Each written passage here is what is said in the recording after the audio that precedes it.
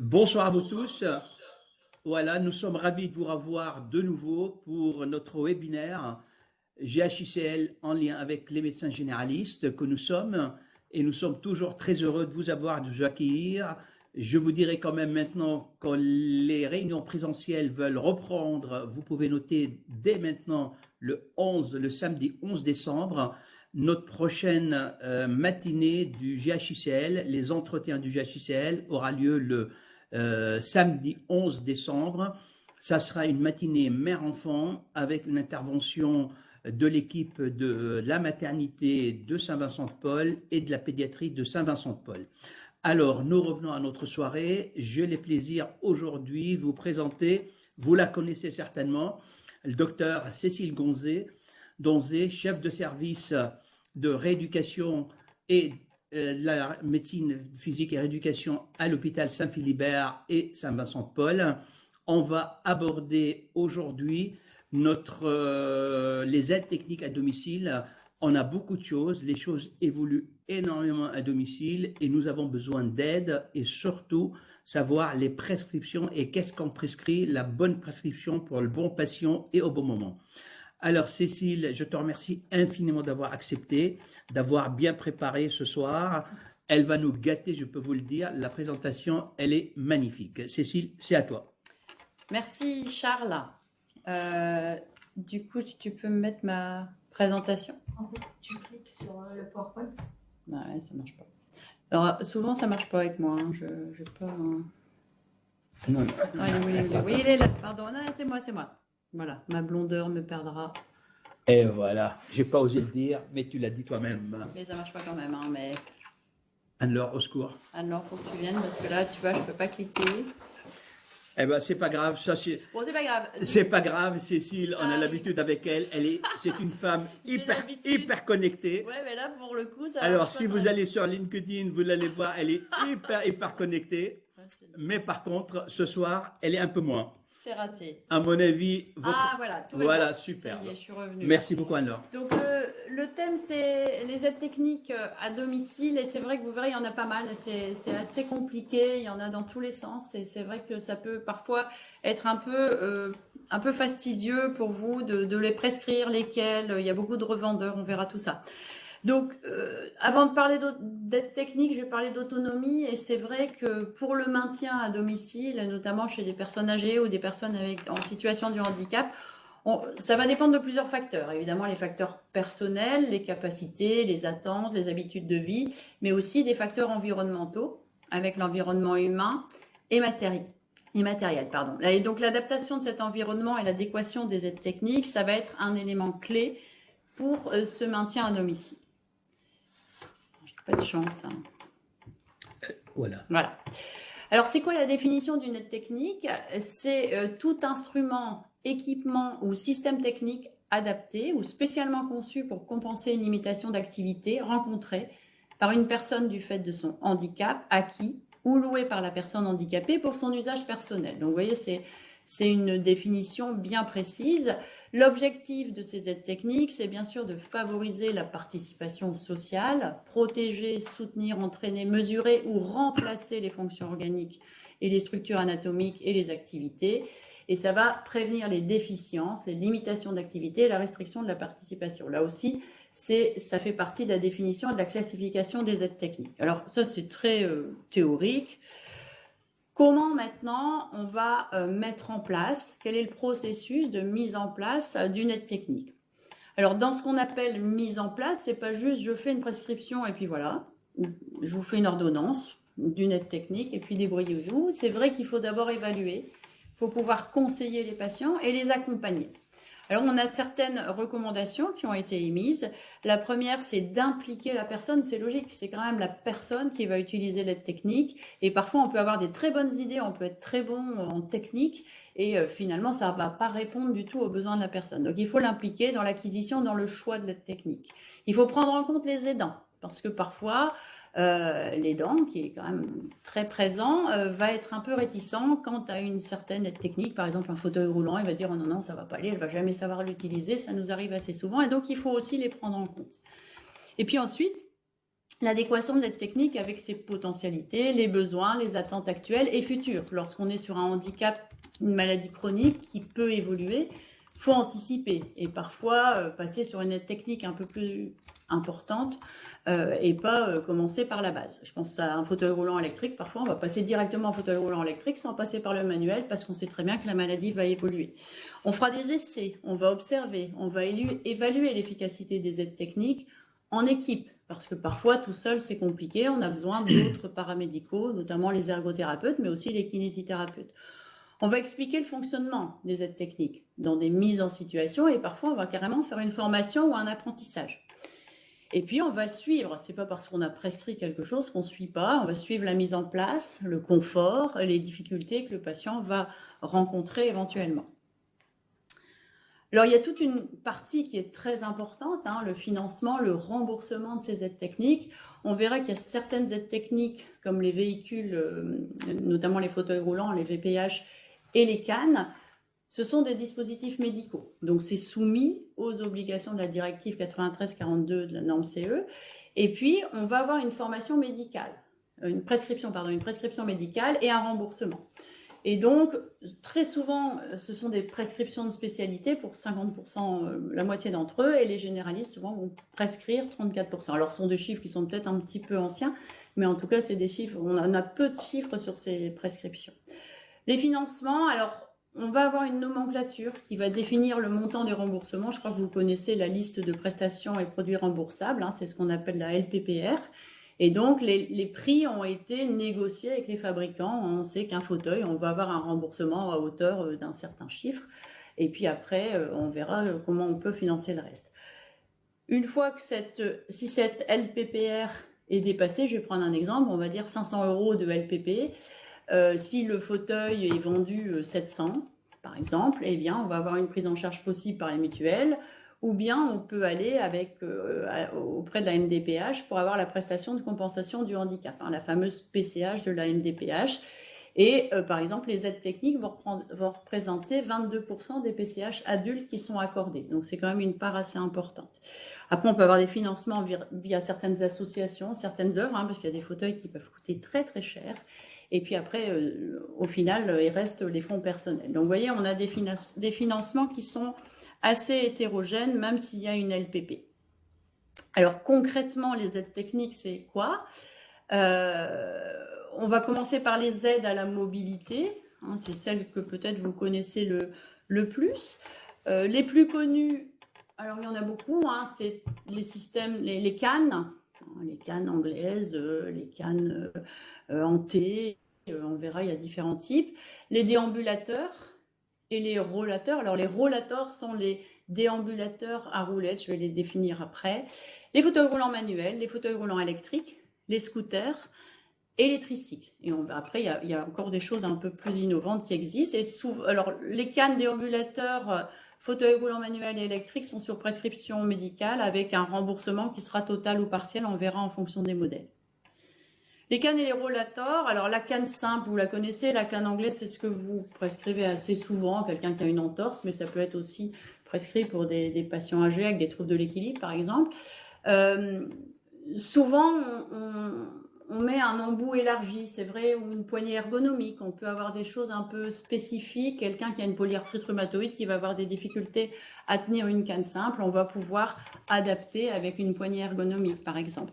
Donc, il y a des cannes simples, mais on peut adapter des choses. Et c'est vrai que l'embout élargi, c'est pas mal. Ça permet de bien tenir au sol. Et ça peut éviter de glisser. Donc après, il y a d'autres cannes, hein. Je les ai pas mises parce que moi j'ai horreur de ça. Tout ce qui est canne tripode et canne quadripode, ça c'est fait pour faire tomber les patients. Hein, quand vous avez 3 pieds et que vous devez commencer à vous balader, je peux vous dire qu'ils se prennent le pied dedans. Et c'est un truc que nous, en rééducation, on n'utilise pas souvent. C'est vrai que ça peut être dangereux. Il faut vraiment que ce soit appris. C'est un outil qu'on utilise après un AVC, par exemple, mais en centre de rééducation, et après, on l'enlève très vite. Moi, je suis pas très fan. Hein, j'ai eu beaucoup de chutes avec ça. Après, il y a les déambulateurs, que vous connaissez aussi. Alors, les déambulateurs 4 patins, c'est celui qui est en haut à droite, là, le cadre de marche, on va l'appeler comme ça. C'est pas du tout adapté aux personnes qui sont capables d'enchaîner des pas. Donc, c'est des personnes qui vont faire qui vont marcher vraiment à petits pas. Le problème, c'est qu'ils finissent par rentrer dans ce cadre de marche S'il te plaît, et c'est quand tu fais tes compliqué. gestes, tu les fais à droite. Parce Vous qu'il les faut voyez, pas... mes gestes? Voilà. Ouais. Parce que si tu les mets dans l'écran, ça va être... Et donc, du coup, ces patients vont rentrer dans le cadre, dans le déambulateur. Et finalement, ils doivent à chaque fois le soulever. Et donc, quand vous avez une personne âgée avec une tendance à la rétropulsion, vous leur demandez de faire ça.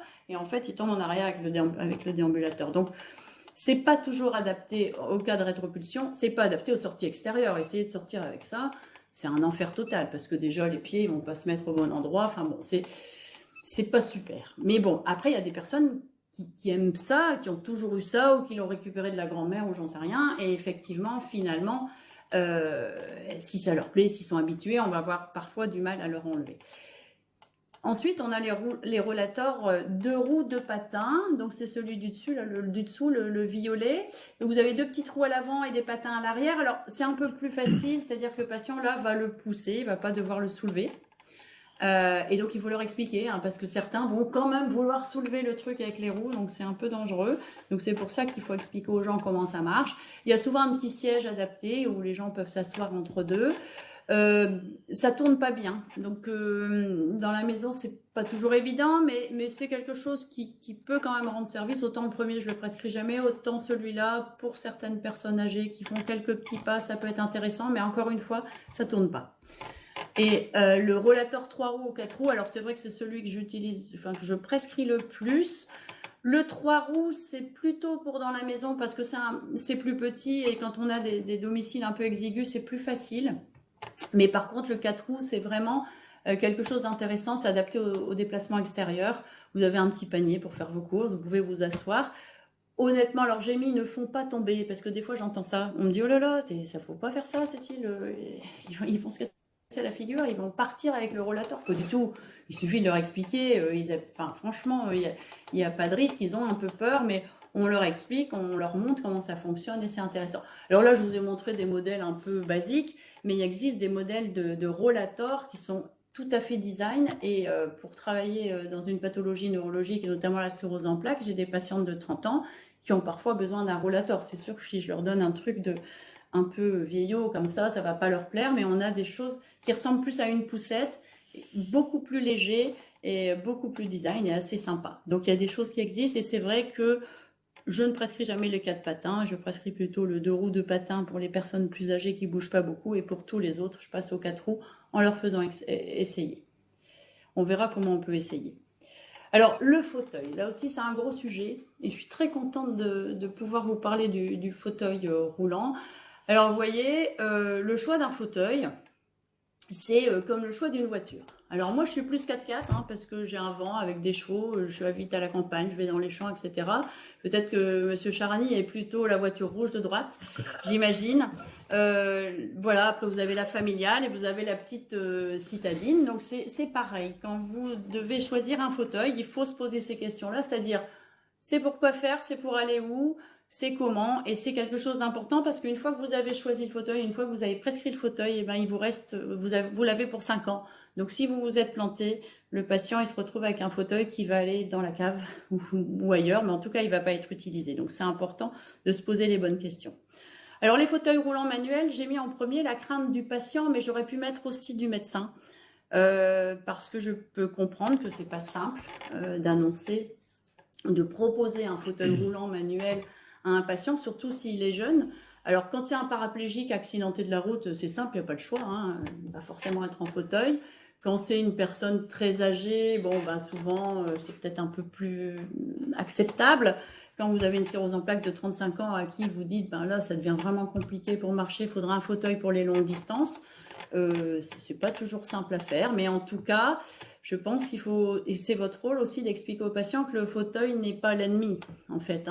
L'ennemi, c'est la maladie ou l'accident ou la déficience, mais c'est pas le fauteuil qui est l'ennemi. Le fauteuil, c'est un ami. Vous prenez bien votre voiture pour aller vous promener, et le fauteuil, c'est la même chose. Donc, il faut pas avoir peur du fauteuil, c'est plutôt quelque chose qui rend service.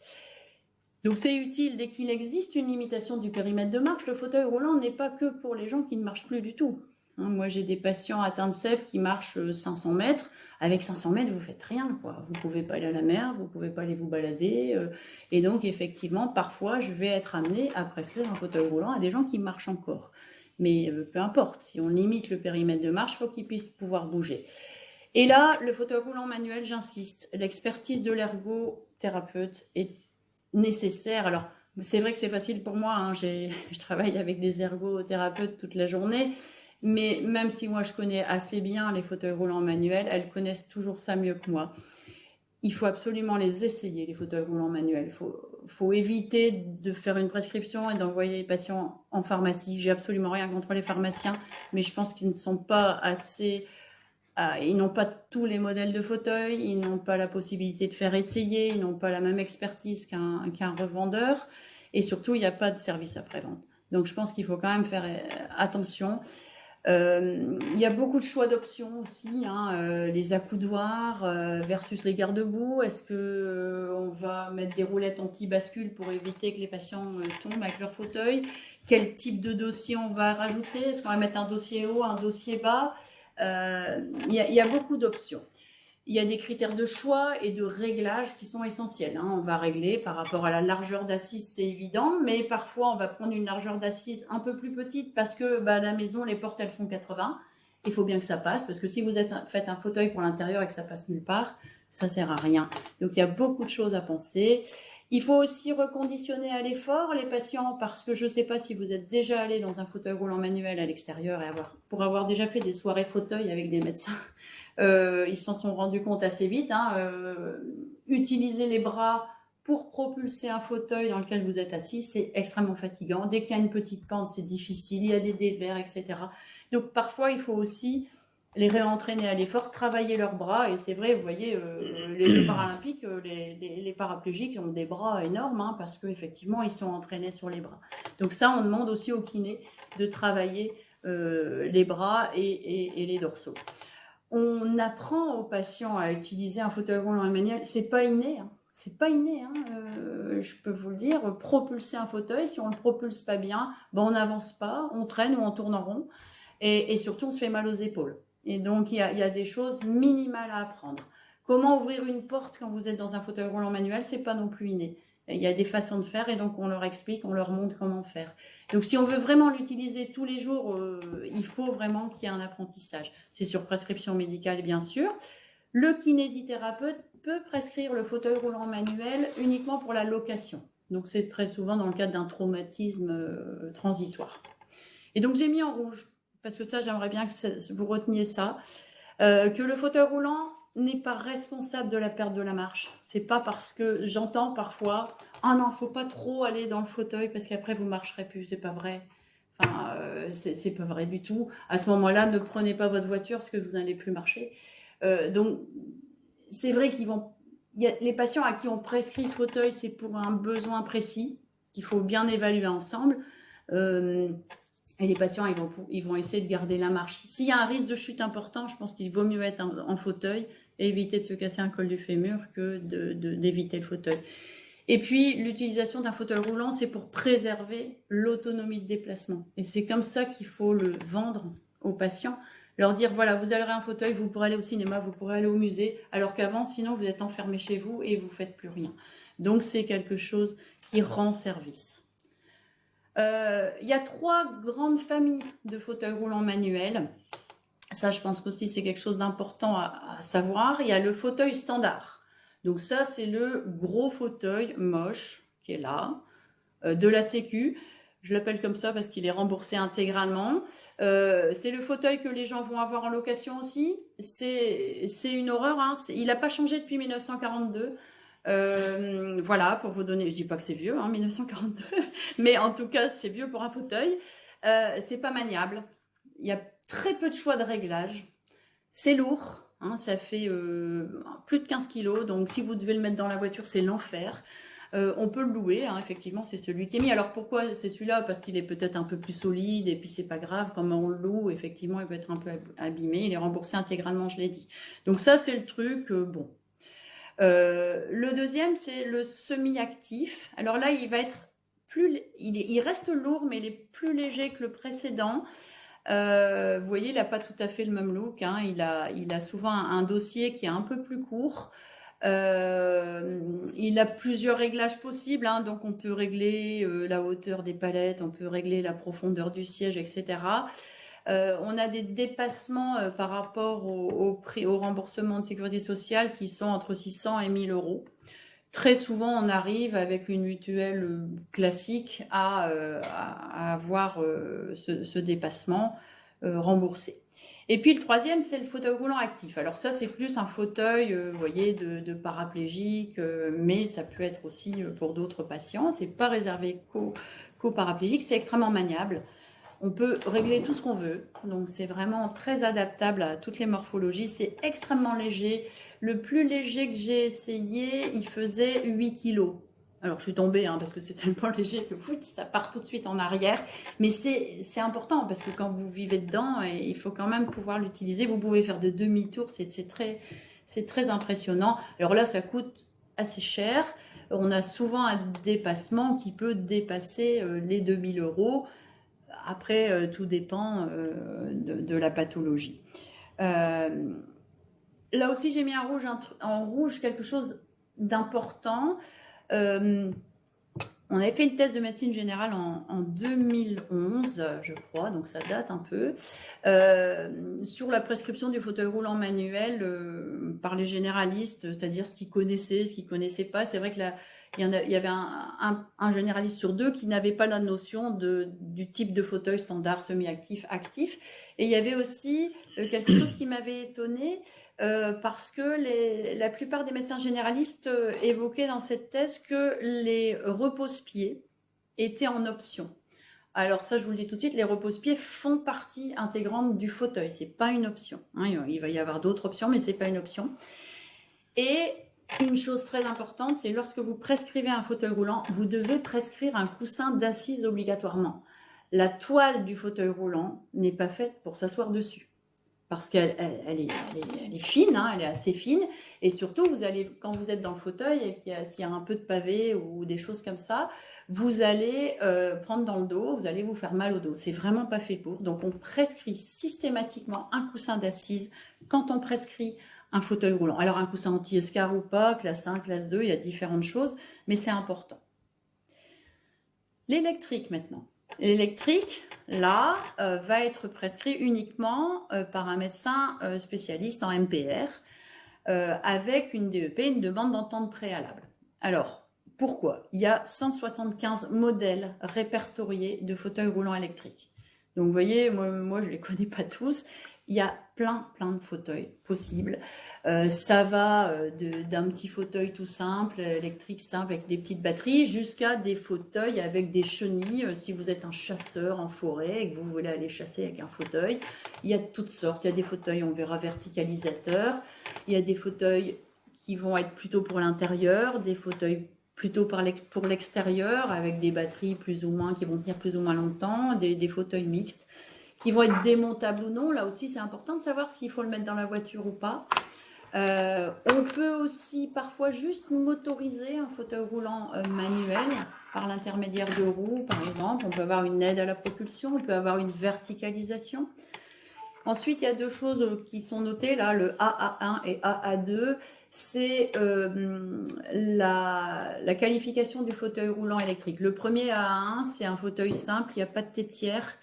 Et il n'y a pas de bascule d'assise électrique, ni de repose-pied électrique. Sur le AA2, on est sur un handicap plus important où on va pouvoir avoir des repose-pieds qui se relèvent et on aura une bascule de l'assise, pas du dossier, mais de l'assise. On peut avoir des adaptations de commandes, hein. On peut parfois avoir juste une commande tierce personne quand la personne handicapée ne peut pas conduire elle-même. La commande sera derrière pour un aidant. Donc vous voyez, il y a beaucoup de choses à voir. L'accompagnement, là, il est indispensable. J'ai mis nécessaire, mais c'est indispensable. Là, le rôle clé de l'ergothérapeute est important parce que c'est elle qui va voir l'adéquation du fauteuil avec les capacités de la personne, avec l'environnement, avec le type d'utilisation. Et les essais en contexte sont nécessaires, obligatoires. C'est-à-dire que Le fauteuil roulant électrique, on va en essayer plusieurs, on va prendre son temps, ça peut prendre jusqu'à 2 mois, mais parce qu'après, il ne faut pas se tromper, c'est pareil, on l'a pour 5 ans.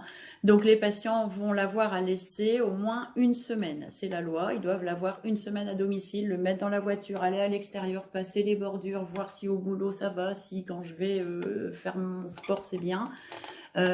Et ensuite, c'est moi qui vais passer les permis en fait, hein, on fait passer un permis de fauteuil roulant électrique.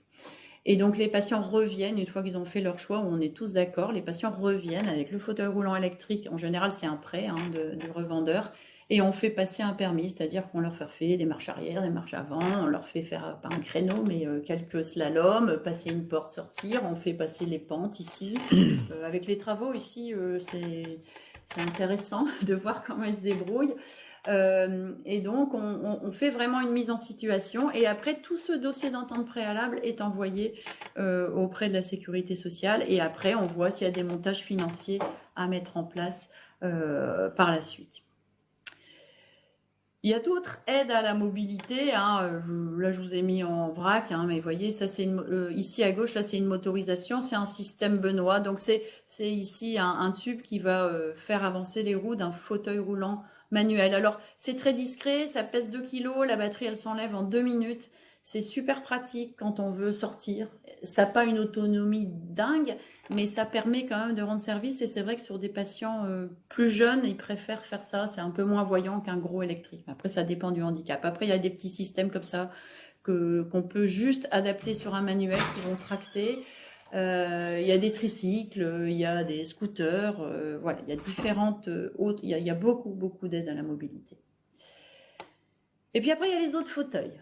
Là, je voulais aussi qu'on en parle parce que ça fait partie des aides techniques. Il y a les fauteuils confort, les fauteuils coquilles. J'aurais dû mettre une grosse croix rouge sur cette horrible chose qui est ici, qui n'est absolument pas confortable. Je ne sais pas si un jour vous avez déjà essayé de vous mettre dans un fauteuil qu'on appelle coquille, où on pense que le patient est bien installé. C'est un enfer pour un patient d'être installé là-dedans.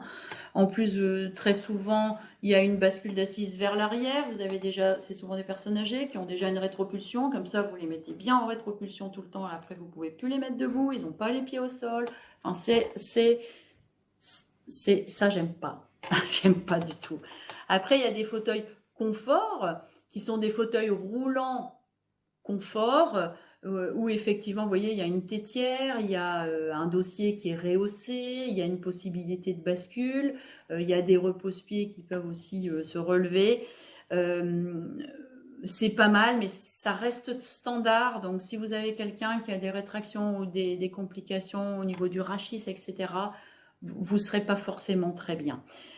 Ça, c'est des systèmes d'assises évolutives. Ça, c'est un dossier aussi avec des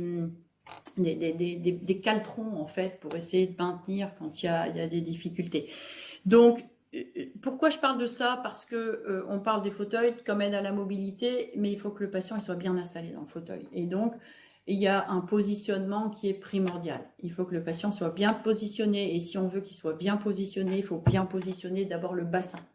Une fois que vous avez positionné correctement le bassin, le reste va être bon.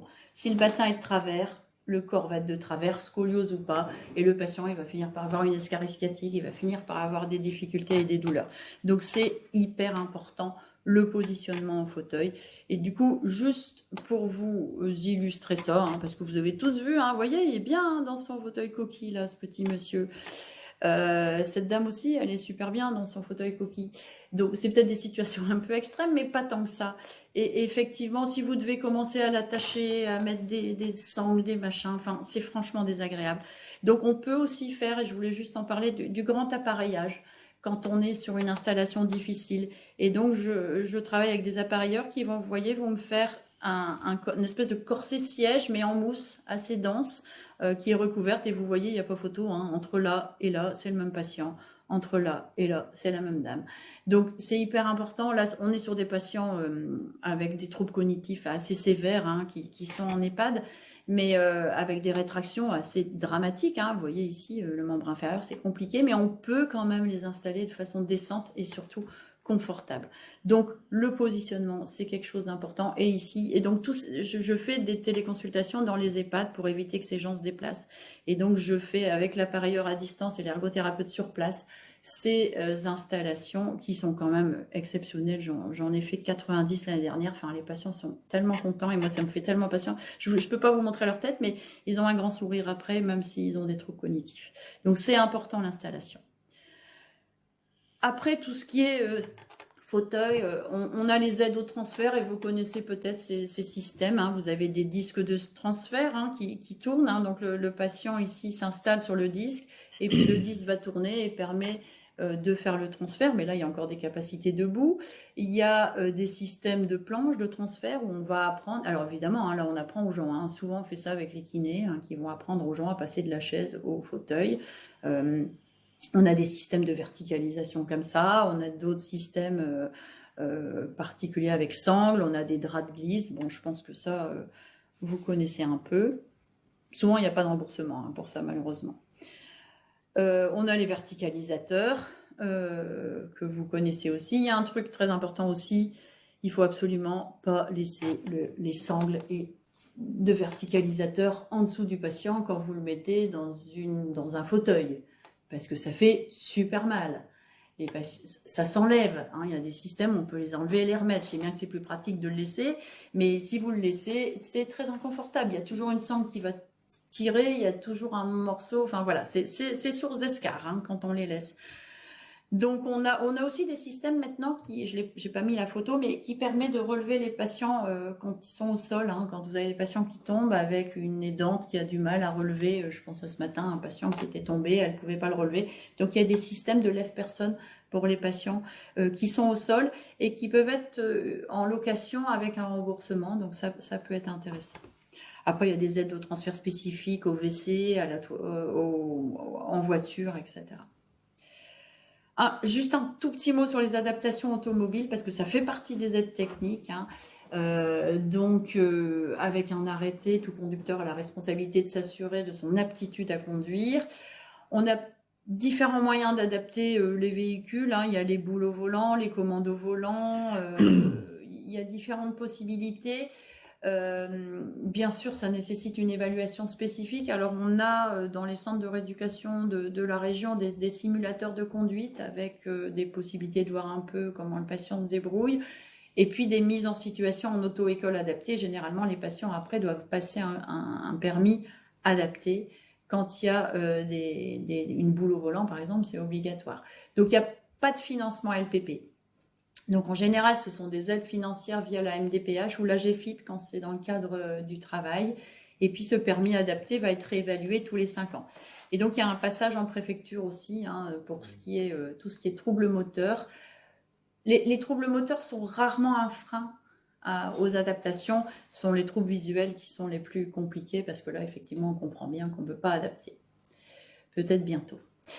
Alors, il y a plein d'aides pour les activités élémentaires de la vie quotidienne que vous connaissez peut-être, les sièges de bain. Après, il y a des tas de petites aides techniques qui paraissent anodines quand on va bien, mais vous voyez, pour appuyer sur un tube de dentifrice, pour se laver le dos quand on est limité, pour faire les cheveux, des enfile-boutons ici, vous voyez, un petit système d'enfile-boutons quand on a des problèmes de dextérité, un petit appareil pour couper les ongles plus facilement quand on manque de force au niveau des bras. Tout ça, malheureusement, on ne sait pas remboursé. Il y a des habits adaptés aussi. Alors, les enfile-balles, c'est un enfer. Alors, c'est compliqué. Il n'existe pas grand-chose d'efficace, je vous le dis. Alors, il ne faut peut-être pas dépenser des sous là-dedans. Les vêtements adaptés, ça peut être intéressant quand on est au fauteuil et qu'on doit prendre l'urinal ou se sonder au fauteuil, par exemple. C'est vrai que c'est bien d'avoir des vêtements adaptés. La difficulté, c'est les prix. Souvent, ça coûte cher. Dès que c'est une aide technique type dispositif, ils exagèrent un peu sur les prix, je pense. Après, on peut trouver des trucs un peu moins chers. Alors, je vous mets aussi pour les aides à la préparation, à la prise des repas. On a des couverts adaptés, des couteaux qu'on peut prendre de façon sur une prise plus globale, des fourchettes un peu particulières, des systèmes pour couper le pain, pour ouvrir. Bon, Ces aides techniques-là, souvent ça coûte cher aussi, mais on peut les trouver. Alors je vais pas faire de pub, mais dans certains catalogues, dans certains sur Amazon, hein, tant pis, je l'ai dit, il y a des trucs pas chers et c'est pas forcément utile d'aller chercher le dernier cri dans des documents vraiment dédiés à la médecine. On peut trouver des trucs pas chers et des petites aides simples. Et là, les ergothérapeutes, alors, sont des vrais MacGyver. Hein, les ergothérapeutes, elles vous disent, bah, vous allez chercher, pour grossir un manche, par exemple, vous allez chercher de la gaine de tuyaux. Chez Leroy Merlin, ça coûte pas cher. Pour 1 euro, vous avez une gaine et ça coûte toujours moins cher qu'un couteau fourchette. Il y a d'autres choses, hein, l'aide à la gestion des médicaments, vous connaissez peut-être certains piluliers voilà, connectés, des aides aux activités ménagères, des aides à la lecture. Les aides visuelles aussi font partie des aides techniques. Et c'est en réponse à des problématiques liées à la basse vision. Hein, donc vous avez, quand vous avez des difficultés de lecture, des petits caractères, vous pouvez avoir des loupes. Lorsque vous êtes gêné par des éblouissements, vous allez avoir des filtres chromatiques qui peuvent être prescrits, des guidelines, des vidéos agrandisseurs, etc. En général, pour ces soucis-là, on va travailler avec les orthoptistes qui vont faire un bilan. Et puis aussi avec des opticiens spécialisés en basse vision. Hein. Donc il y en a beaucoup, hein, notamment les opticiens mutualistes qui sont spécialisés et qui peuvent montrer ces aides techniques et voir et aider le patient à les utiliser. Dans le contexte professionnel, on peut être amené aussi à adapter, vous voyez, grossir un stylo, les sièges ergonomiques. Alors ça, en général, c'est le médecin du travail qui va travailler ça. Toute l'adaptation du clavier, de la souris, les réglages informatiques, les logiciels de prédiction de mots. Bon, ça, on a beaucoup de choses actuellement. On n'a pas de financement et c'est souvent la GFIP et la MDPH qui va financer. Et là, c'est la médecine du travail. Il y a des aides à la communication aussi. Alors, il y a plein de choses, hein, des communications alternatives. Alors, souvent, ce sont les ergothérapeutes et les orthophonistes qui travaillent ensemble pour mettre en place ce type d'aide, des tablettes de communication, des carnets, des synthèses vocales. Alors, il y a beaucoup de choses actuellement qui existent et qui rendent des vrais services et parfois sur des choses pas chères. Hein. C'est pas... On peut trouver des choses intéressantes et pas chères. Après, il y a des patients qui n'aiment pas utiliser ça. Donc, c'est pour ça qu'il faut toujours essayer avant de se lancer dans l'achat. Donc, si on résume, l'information, elle est essentielle pour les patients et leur entourage. Je voulais vous donner 2 sites de revendeurs spécialisés, notamment le site qui s'appelle Toussergo, et puis il y a le site Identité, mais le site Toussergo, il est dans la zone des Francs à Tourcoing, si vous connaissez. Donc là, vous avez l'établissement, et là, c'est génial parce qu'ils ont toutes les aides techniques qui existent. Ils ont même des cuisines complètement adaptées. Le patient peut s'y rendre avec son aidant et peut tester toutes les aides techniques. Ils ont des ergothérapeutes qui travaillent pour eux. Il n'y a pas d'obligation d'achat, etc. Et ça, c'est super parce qu'ils ont vraiment un truc. Donc moi, j'envoie souvent mes patients là parce que ça les aide à visualiser quelque chose et ça peut être intéressant. Pour conclure, vous voyez qu'il y a beaucoup de solutions en aide technique, que l'approche individualisée, elle est nécessaire, avoir bien une idée des besoins, prendre son temps. Il faut un accompagnement spécifique pluridisciplinaire et vous l'avez compris, le rôle clé de l'ergothérapeute est ici primordial. Et donc, il y a actuellement, dans l'actualité, il y a des choses sur les aides techniques. Il y a le rapport de Normandie qui est sorti sur justement cette difficulté à appréhender les aides techniques. Et il y a plusieurs expérimentations où l'ergothérapeute va pouvoir maintenant certainement prescrire les fauteuils roulants manuels et électriques parce que je pense qu'ils s'en sont tellement capables qu'effectivement le côté médical restera. Voilà, moi je lui dis voilà. Quand je travaille avec l'ergo, je lui dis voilà, sur le plan médical, il y a ça qui m'importe. Après tout le reste, j'interviens pas, c'est elle qui connaît. Enfin, je fais confiance. Ce sont des professionnels qui connaissent bien les choses. Donc voilà quelques références après, mais bon, je pense que l'ANFE, c'est l'Association nationale française des ergothérapeutes. C'est vrai que ils sont très actifs, ils font plein de choses. Vous pouvez aller sur le site. Après, il y a des guides pratiques en ergothérapie. Je pense que et puis retenez Toussergo là parce que ça peut être intéressant. Vous pouvez aller voir sur internet le site, il y a plein de choses, mais c'est vrai que proposer aux patients d'aller voir sur place et de tester les aides, c'est pas mal, ça les familiarise. Et après, effectivement, je pense que s'il y a vraiment des questions très spécifiques, voir une ergo, c'est important. Voilà. Voilà. Je vous laisse Merci poser plein de questions. Merci beaucoup, Cécile. Merci beaucoup. Je pense qu'il y a des questions posées, mais je pense que tu as déjà donné la réponse. Pas de souci. Alors, il y a Sandrine. Et est-ce qu'on peut faire essayer, ou est-ce qu'on peut faire essayer quel revendeur spécifique? Tu as déjà donné la réponse, Sandrine. Alors, la il réponse. y a tous ergo, il n'y a pas que ça, hein. Après, les revendeurs, j'ai dit tout à l'heure, attention aux pharmacies, il faut faire aussi attention à certains revendeurs, hein, on est bien d'accord, hein, ça reste des commerciaux, hein, c'est normal, tout le monde doit vivre. Mais donc, il faut que vous gardiez la main, c'est vous le docteur, c'est vous le prescripteur. Et je pense que quand même, pas laisser trop s'immiscer les revendeurs, parce qu'après, ils vont à domicile et puis ils revendent un Réos WC, je sais pas quoi, un truc. Puis après attention. le conseil par les pharmaciens, Voilà. quand même, ça fait dépenser beaucoup de sous pour pas grand-chose. Hein. Voilà. Ça, je suis désolé, je l'ai toujours à travers de la gorge. C'est que dès que les pharmaciens, ils savent bien vendre, hein, Ouais. parce que les patients, ils arrivent, ils ont déjà pris, Tout à fait. quelle que soit la chaussure, la canne, le déambulateur, et après, ils viennent voir le médecin pour faire la prescription. Voilà. Alors ça, non. c'est un petit peu gênant. Je pense il faut oser dire non. Voilà. Alors ça, c'est la première question de Sandrine. Catherine, tu dis quel catalogue pour les aides? Je pense que ça a été dit également. Et pour les aides, alors quel catalogue pour les aides et pour les activités élémentaires? Je pense que tout a été dit. Oui, là, ouais, après, enfin, voilà, moi, c'est vrai qu'il y a des catalogues, mais le problème, c'est que c'est très cher dans ces catalogues-là. Donc, c'est vrai que si vous allez sur le site de Tous Ergo, vous allez voir plein de choses et vous allez avoir une idée peut-être des choses qui vont être intéressantes. Quand c'est vraiment un problème de préhension, je pense à la polyarthrite rhumatoïde ou des grosses déformations de main, là peut-être qu'il faut demander l'avis d'un spécialiste, d'un médecin de rééducation ou d'une ergothérapeute quand il y a vraiment une question précise. Après, pour les aides élémentaires, c'est vrai que nous, on les envoie sur Amazon, hein, je suis désolée, mais c'est pas cher. D'accord. Alors, quelle aide financière pour les adaptations des salles de bain? Alors, ça, c'est de l'aménagement. Ça, j'en ai pas parlé. Mais effectivement, ça, c'est de l'aménagement du domicile. Donc, tout ce qui est aménagement et quand on doit effectivement faire une douche au sol, etc. Là, en général, les financements, c'est la MDPH. Donc, c'est un dossier MDPH, donc une prestation de compensation du handicap. Et donc, il faut remplir le dossier en question sur un aménagement de domicile. Alors, soit vous travaillez avec un centre de rééducation où vous connaissez un service qui peut évaluer au préalable les besoins de la personne, ce qu'on fait nous parfois. Mais ensuite, de toute façon, il y aura l'ergothérapeute de la MDPH qui passera à domicile, prendre les mesures, etc. et qui pourra vraiment faire le dossier. Et après, ça passe en commission pour le financement. Faut pas être pressé. Faut pas être pressé. C'est un peu long.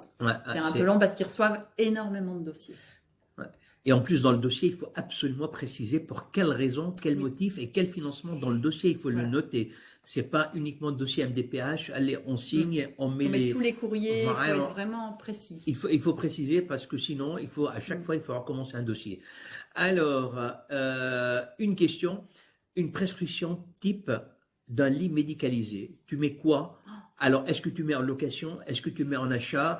Est-ce que tu mets avec barrière, sans barrière, avec potence, avec un matelas, avec comment? Alors ça dépend du patient. J'ai bien dit que c'était une approche individualisée. Tout doit être pris en compte. Est-ce que la barrière, c'est pour que le patient puisse se tracter, pour se relever? Est-ce que la potence, il est capable de tenir la potence? Est-ce que c'est parce que c'est un problème transitoire qui ne va pas durer? Donc là, une location, ça a du sens. Si c'est quelque chose qui doit durer dans le temps. Et sur ton annonce, comment tu rédiges? Soit je mets location d'un lit médicalisé. Tu sais, je vais pas plus loin. Hein. Après. Tu mets pas les accessoires avec? Je mets pas les accessoires avec, jamais. D'accord. Et tu mets le matelas? Potence, je mets potence. Je crois que je mets potence, mais ça m'arrive pas souvent à moi de faire des lits médicalisés. D'accord. Et point de vue matelas, Alors, dès que les patients doivent passer du temps, il faut mettre un matelas anti-escar. Alors, soit un classe 1 Tipeee simple, on va dire, ou alors un mémoire de forme.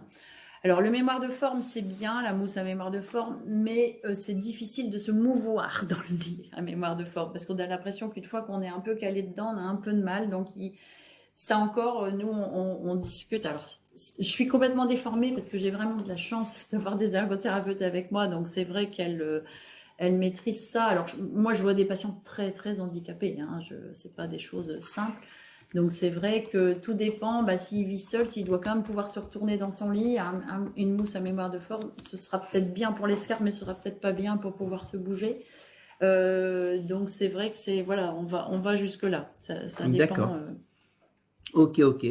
Alors, y a-t-il encore d'autres questions? Parce que je vois la liste là, elle est un petit peu courte. Est-ce que vous avez encore d'autres questions de profiter de poser à Cécile avant qu'on vous quitte? Alors, en attendant que vous tapez sur vos claviers vos questions, je vous rappelle, notre prochaine session aura lieu le mardi 7 décembre. Le mardi 7 décembre. Hop, voilà. Ah, Notre prochain. Non. présent. Alors, on a non, le mardi 7 décembre, je suis désolé, non, on va le faire sauter parce qu'il y a le samedi 11 le décembre. Ah oui, c'est Voilà. ça. Ça fait deux Alors, fois. comme nous avons le samedi, je m'excuse, comme on a le samedi 11 décembre qui sera en présentiel à l'IFSI, à l'homme juste en face de Saint-Philibert que vous avez l'habitude de fréquenter, alors on va annuler la session de webinaire du 11 décembre. Voilà, alors notez bien la date, vous allez recevoir l'invitation et vous allez recevoir l'invitation et la diffusion de ce soir. Ça sera fait sur YouTube, c'est ça? Ou non, pas sur Le présentiel. la présentielle sera diffusée sur YouTube également. Parce que comme par mesure sanitaire, on ne va pas accueillir tout le monde, on va réserver les places, on va limiter les places. Alors, il y aura simultanément une diffusion sur YouTube pour la session mère-enfant du samedi 11 novembre. Voilà. Alors, il y a une question qui tombe entre deux de Guanaël. Que prescrire pour un patient mal installé au fauteuil au domicile concrètement? Alors, il faut demander une consultation de positionnement. Je suis à votre disposition. Quand vraiment c'est compliqué, il faut en général, on les fait venir. Alors, ça dure 1 heure et demie, une consultation de positionnement. On a une nappe de pression qu'on va mettre sur le siège où la personne est installée. Comme ça nous permet de voir vraiment ce qui se passe au niveau des fesses et là où ça appuie trop. On fait un bilan complet orthopédique et puis on peut à ce moment-là installer, voir avec le patient, on met des cales, on le remet droit, on voit si on doit mettre un corset, un dossier adapté, s'il faut aller jusqu'à du grand appareillage. Donc en général, on passe par une consultation de positionnement qui est faite dans le service de MPR sur des choses comme ça un peu compliquées. Quand c'est un peu... Le problème, c'est que vous n'allez pas avoir accès à l'ergothérapie en ville, hein, parce que c'est une spécialité qui n'existe pas en ville, ou très peu, parfois, et pas toujours sur remboursement.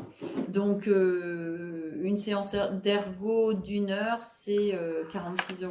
Donc, tout le monde ne peut pas se permettre.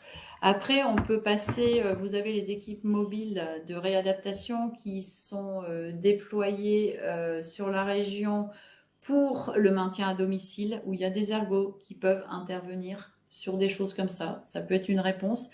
L'ESPRAD, l'équipe de rééducation à domicile, c'est plus sur de la rééducation, donc on va être moins sur du positionnement. Donc il y a différentes possibilités. On a quand même pas mal de choses dans la région. Mais effectivement, souvent, ça passe par une consultation. Moi, les médecins généralistes m'envoient quand il y a des positionnements difficiles. Les patients d'abord en consultation avec moi, puis après on voit si ça peut se faire avec l'ergo. Ça arrive de plus en plus souvent, hein, donc n'hésitez pas. D'accord, alors donc Cécile est à votre disposition pour recevoir. Alors, à la limite, si vous souhaitez un petit courrier, une petite adresse mail. Alors, au GHICL, les adresses mail sont tous pareilles. Le nom, point, prénom, arobase, ghicl.net. Alors, nom, point, prénom, arobase, ghicl.net. Y a-t-il d'autres questions avant de vous saluer et vous souhaiter une excellente soirée? Est-ce que ce webinaire a été enregistré? Bien sûr. Le webinaire, il est toujours enregistré et vous recevrez le replay toujours. Le replay, vous l'aurez entre aujourd'hui et demain.